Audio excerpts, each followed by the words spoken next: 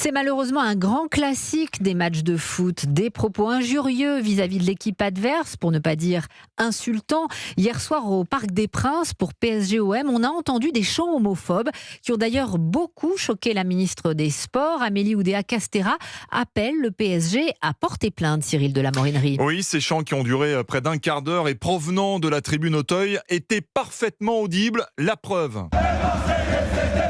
C'est le collectif Rouge Direct, lanceur d'alerte contre l'homophobie dans le football, qui a posté cette vidéo sur les réseaux sociaux. Son porte-parole, Julien Pontès, est choqué et met le foot français face à ses responsabilités. Ça commence à bien faire. Ça fait des mois et des années qu'on alerte sur l'aggravation des manifestations d'homophobie pendant les matchs de football. La Ligue de foot professionnelle ne sanctionne pas.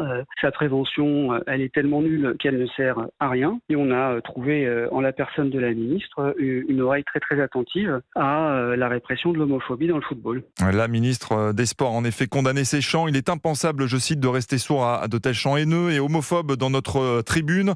Amélie Oudéa-Castéra invite le PSG à porter l'affaire en justice pour que les auteurs de ces faits soient condamnés et sortis des stades. Le club parisien, dans un communiqué, condamne toutes les formes de discrimination, mais ne précise pas s'il va porter plainte. La Ligue de football a été saisie et pourrait prononcer la fermeture de la tribune Auteuil pour plusieurs matchs.